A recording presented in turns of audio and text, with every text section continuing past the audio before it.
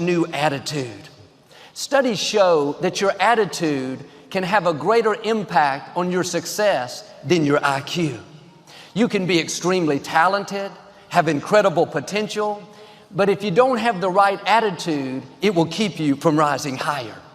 And we spend all kinds of time and money on the inside.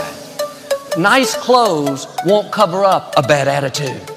A pretty face, perfect makeup won't hide being bitter on the inside. In high school, this new girl moved into town and she was very beautiful, very attractive, and I was shy, never had the nerve to talk to her. But our senior year, we had a class together. The seating was assigned. It just so happened I was sitting right next to her. And I thought I had died and gone to heaven. And the first time I sat by her, I turned, just being friendly, and said hello, nothing more. She looked at me like I had just insulted her, like she was totally offended. She looked away and never said a word to me the whole semester.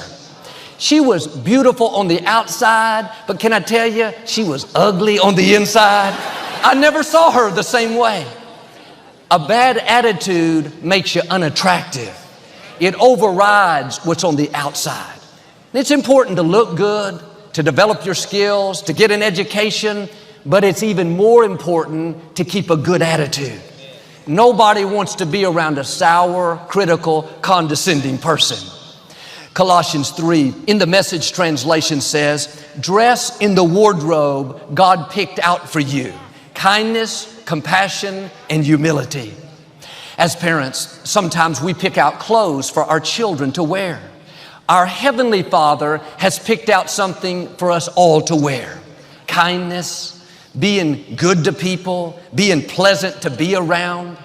When you're kind, you draw people to you.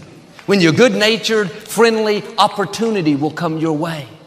People want to do business with people that they like.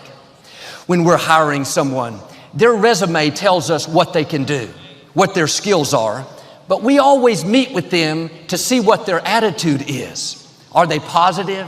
Are they friendly, kind, considerate? We can find someone else with the same skills. The real question is, do they have the attitude that's going to take us higher? They may be gifted, but a negative attitude will pull the team down. Your attitude is going to determine your altitude. It will determine how high or how low you go. Well, Joel, I've always been kind of negative, critical, condescending. That's just who I am. No, that's who you're choosing to be. That's not who you are. That may be how you were raised. That's what you saw growing up, but that's not how you have to stay. Try being kind, friendly, good-natured. You'll not only enjoy life more, but you'll go further. On an airplane, there's an instrument called an attitude indicator. It shows how level the plane is on the horizon. And if the pilot wants to ascend, he tilts the plane nose high. If he wants to descend, he tilts it nose down. It's the same principle in life. If you have a nose high attitude, if you're positive, you see the best, you're kind to people, you have a smile, because you're nose high, you're going to continue to rise higher. You're going to see God's blessings and favor.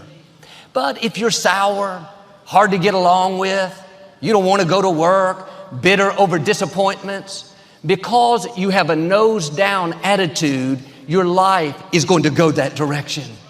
And sometimes we're discouraged over what we brought on ourselves.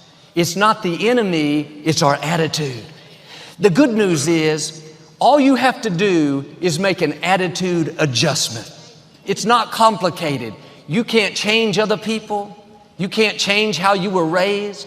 A lot in life we can't control. But one thing we can all control is our attitude. Am I going to live this day negative, sour, seeing the wrong, chip on my shoulder? Or am I going to live it in faith, positive, hopeful, seeing the best, being good to people? This is a choice that we have to make every day. If you're going to have a good attitude, you have to do it on purpose, because there will be all kinds of negative things that try to creep in.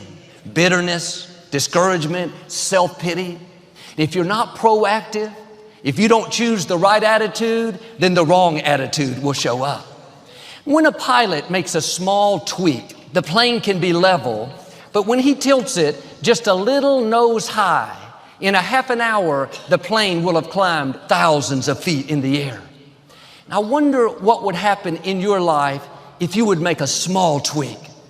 Instead of going to work sour, dreading the day, feeling unappreciated, you would show up with a smile, grateful to have the job, knowing that you're not working under people, you're working under God, that He's keeping the records.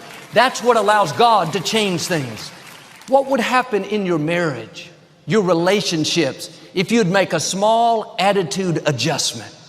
Instead of being contentious, hard to get along with, you'd start being friendly, loving, respectful.